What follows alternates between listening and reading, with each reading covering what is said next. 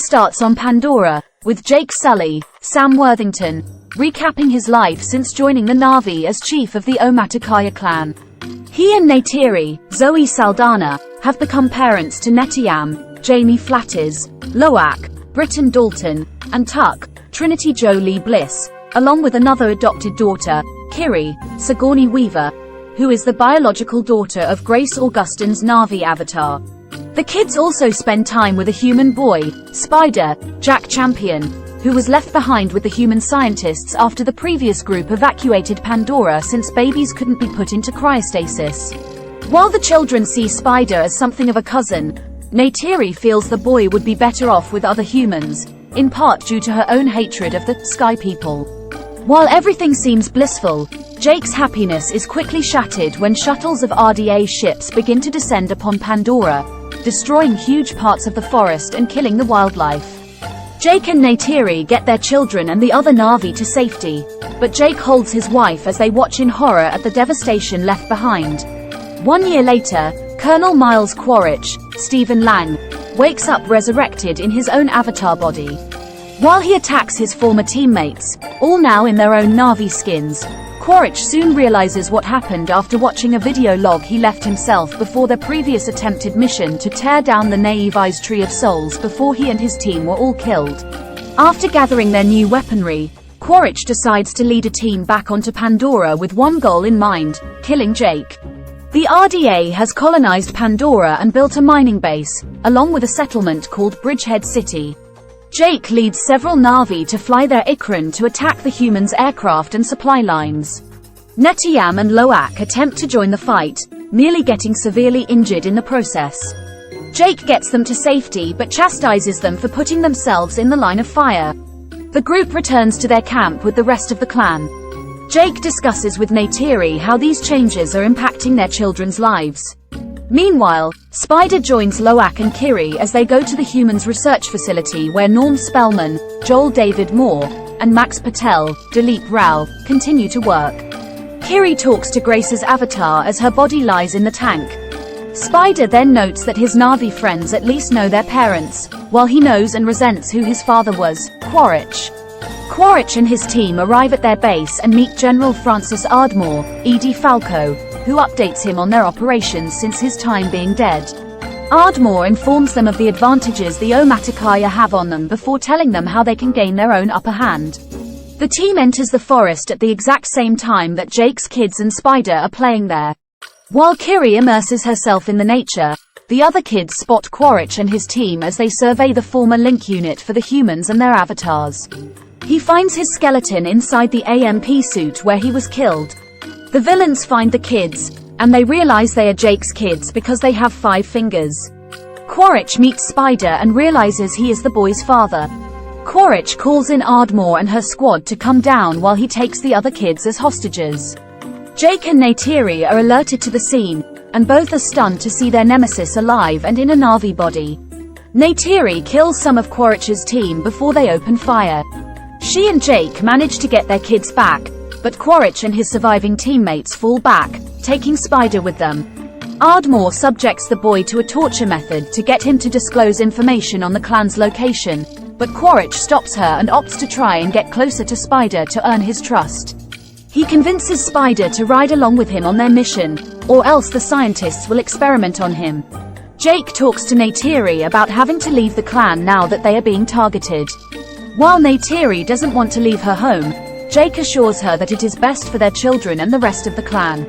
He passes on leadership to another warrior, Tarsum, Keston John, and he leaves the clan with Neytiri and their children. They fly their Ikran and head toward the eastern seaboard to the home of the Metkayina clan of Na'vi. The clan gathers with their leader, Tonawari, Cliff Curtis, and his pregnant wife, Ronal, Kate Winslet. Jake requests shelter for the sake of his family, though Ronal and other tribesmen are quick to look down on Jake and his kids for their half-human heritage, as well as the potential of bringing their dangers to this land.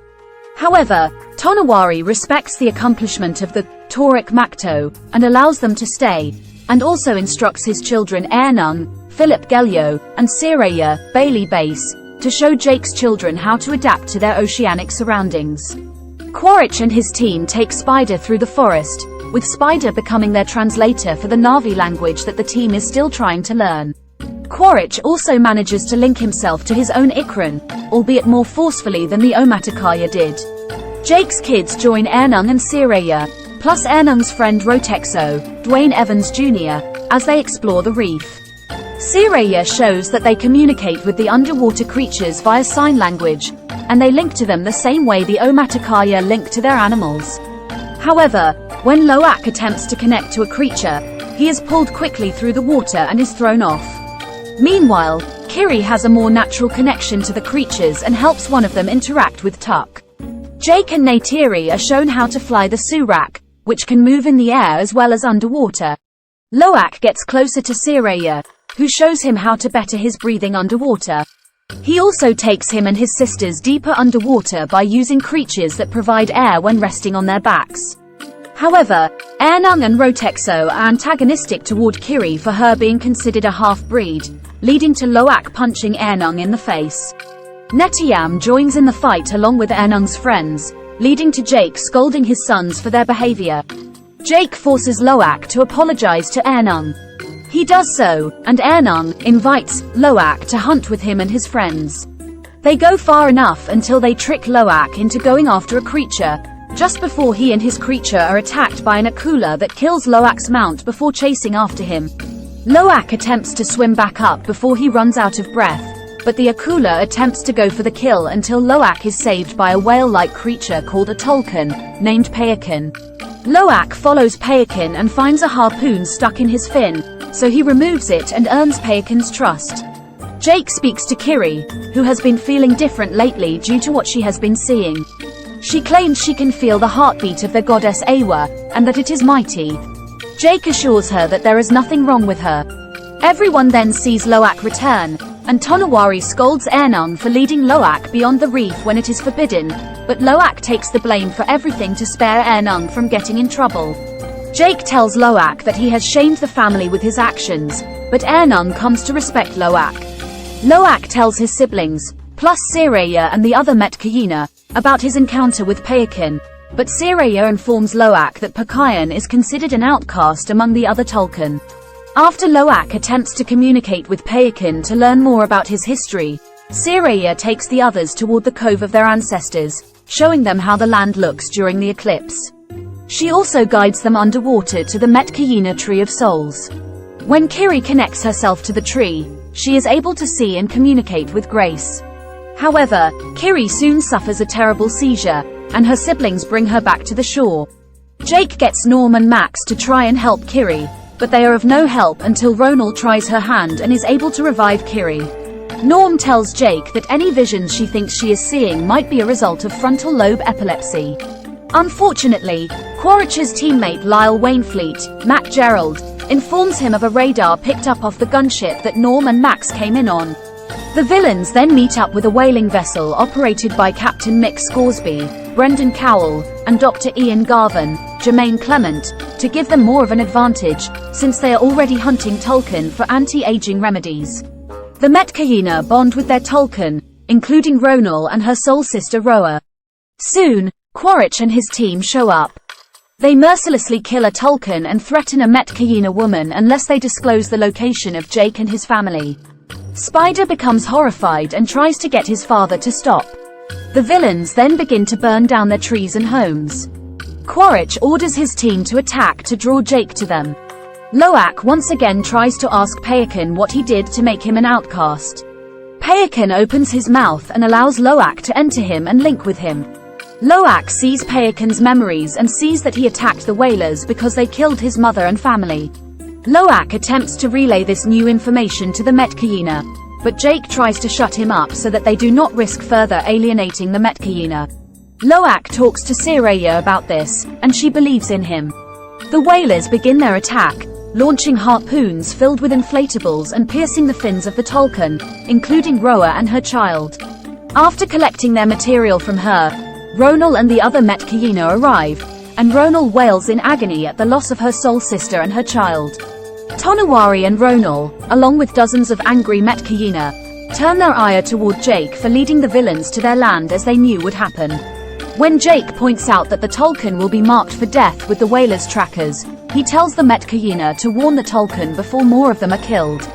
Loak heads off to warn Payakin, despite Neteyam's warnings against it. He follows his brother, along with Sireya and Ernung, and then Kiri and Tuk. They find Payakin, already hit with a tracker. Neteyam contacts Jake to alert him, and he and Neytiri head off to rescue their kids. The whalers initiate their attack, going after the kids and Tolkien. Jake and Neytiri are joined by Metkayina warriors in the fight. The kids are captured in the struggle and are held prisoner on the vessel. When Jake and company arrive, Quaritch orders him to stand down, holding Loak at gunpoint to show he's serious.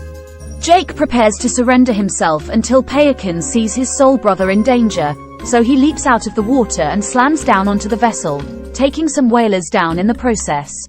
The Na'vi use this moment to charge into battle. With help from Payakin and the Metkayina, they are able to kill most of the whalers. Scoresby attempts to harpoon Payakin, but he manages to wrap the wire around their boat, killing the men and severing Scoresby's arm in the process. The kids escape, and Kiri uses her powers to manipulate the ocean environment to kill some whalers. Spider also turns on the other humans and rejoins his Na'vi family. In the midst of the battle, Neteyam rescues his siblings and their friends, but he is shot. The family gets to a rock where they attempt to help Neteyam, but he succumbs to his wounds. Neytiri wails in despair at the loss of her son, and the rest of the family is devastated. Quaritch contacts Jake, revealing he has Kiri and Tuk as his hostages. Jake heads into the sinking vessel for the final showdown, accompanied by Neytiri, Spider, and Loak. Neytiri ruthlessly slaughters Quaritch's team in retribution for Neteyam, just as Jake goes to face his nemesis. After Jake frees Tuk, Quaritch emerges with Kiri and a knife to her throat. Neytiri grabs Spider and threatens his life in return. Although Quaritch tries to deny his care and relationship with the boy, he relents and lets Kiri go after Neytiri cuts Spider across his chest. Neytiri brings the kids to safety, and Jake decides to end it with Quaritch, fighting to the death. The vessel starts to come down completely, trapping the family underwater. Jake fights Quaritch until he manages to get him in a chokehold and let him sink underwater. Loak finds his father, who tells him to go without him since Jake doesn't think he will make it, but Loak helps him breathe the way Sireya showed him, and they escape with Payakin. Meanwhile, Kiri summons the underwater creatures to help her get Neytiri and Tuk out of there. Spider swims to save Quaritch, but he abandons him for his evil deeds and rejoins Jake's family, with Jake officially taking him in as a son. Jake prepares to bid Tonawari farewell, but he tells Jake that he and his family are Metkayina now and are welcome to stay. The family then holds a funeral for Neteyam, where his body is given to the Tree of Souls, and they are told that he is now with Awa. Jake and Neytiri link themselves to the tree, where they are able to see Neteyam through memories. Jake, recognizing this land as his family's new home, vows to continue to fight and protect them. Years after Jake Sully joined the Na'vi as chief of the Omaticaya clan, he has built a life and family with Neytiri and their kids Neteyam, Loak, Tuk, and Kiri, who is actually the biological daughter of Grace Augustine's Na'vi avatar, along with a human boy called Spider. The RDA return to disrupt their tranquil existence by colonizing Pandora and forcing the Na'vi to relocate, with Jake leading warriors to fight them and wreck their supply lines. This forces the RDA to awaken the avatars of the deceased mercenaries, led by the newly resurrected Colonel Miles Quaritch, who has his eyes set on revenge against Jake.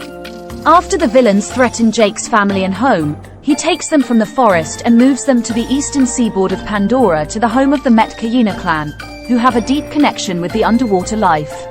Jake's children, Loak in particular, bond with Sireya and Ernung, the children of the Metkayina's chief Tonawari and his wife Ronal. While the Metkayina are initially distrusting of the Omaticaya, they teach them their ways and welcome them to their home. Kiri also discovers that she has a deeper power and connection with the creatures. Quaritch and his team work with whalers to hunt the Tolkien, creatures that the Metkayina have deep connections with. Loak bonds himself with Payakin, a Tolkien that is considered an outcast. When Quaritch and his team begin to lay waste to the Metkayina homeland, Jake and Neytiri are forced to fight back. The kids go to warn Payakan, leading to them getting captured. Payakan helps the Na'vi fight back, with many of the whalers getting killed, but Netiyam is fatally shot.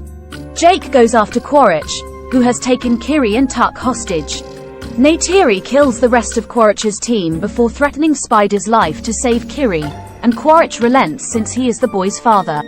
Loak and Kiri help their family get to safety, while Spider saves Quaritch but abandons him for his cruelty.